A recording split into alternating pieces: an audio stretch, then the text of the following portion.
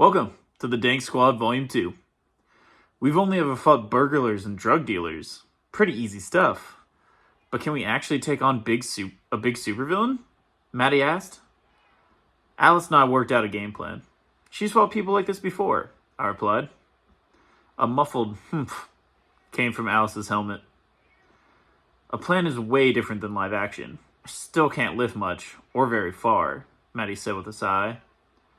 Yeah. Remind me about this plan again? Manu chimed in.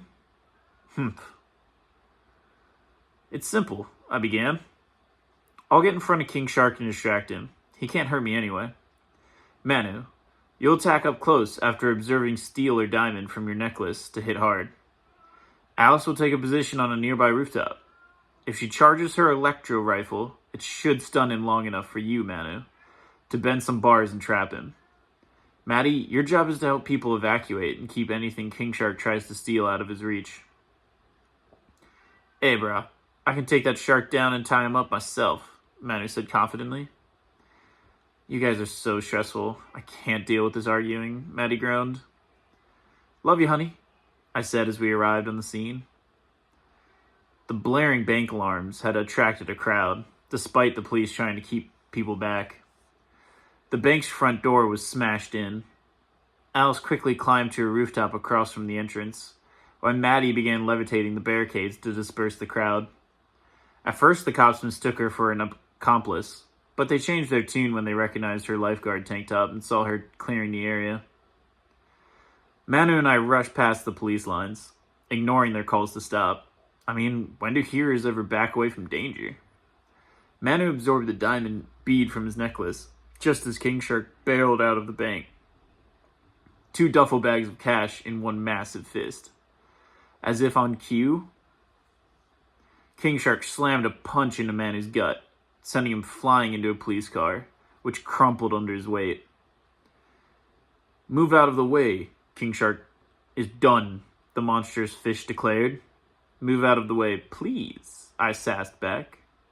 You die, he growled, lumbering toward me with surprising speed. But his efforts were futile as I sidestepped every swing. Stop moving, he yelled in frustration.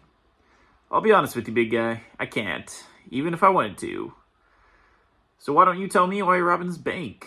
What does a shark need with money anyway? I asked, keeping his attention while Manu freed himself from the wrecked car and hefted it over his head. Me hired. Get lots of food, King Shark said simply. I like your honesty, big guy, I joked. At that moment, I caught the glint of Alice's scope. She was ready. Her shot hit King Shark square in the head, the electronic pulse stunning him. Dazed, he staggered, just as Manu slammed him with the car and began bending the steel frame around him to trap him.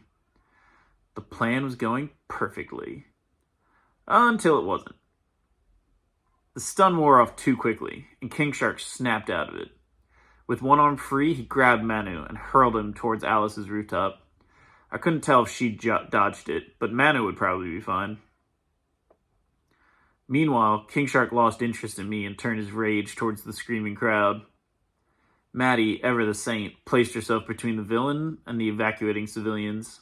She used her telekinesis to hold him back, but it was clear she couldn't keep it up for long. Think, Oshan, think. Without Manu's strength or Alice's weapon, how could we stop a semi-invulnerable monster? Then it hit me. He seemed fairly agreeable. Hey, King Shark, good buddy. We're pals, right? I said, stepping closer.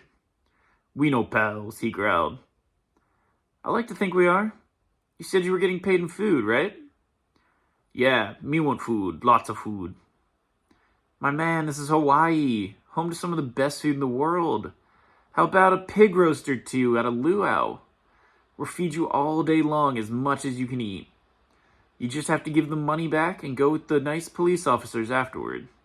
How does that sound? Lots of food for me? He asked, his tone softening. Tons and tons, I assured him. Okay. Have money. Let's eat, he said, tossing the bags back towards the bank before sitting down calmly. Maddie collapsed to her knees, exhausted but relieved. The police, initially skeptical of my deal, agreed since they had no better way to subdue him without a big-name hero around. At the impromptu all-you-can-eat luau, we posed for photos as a team.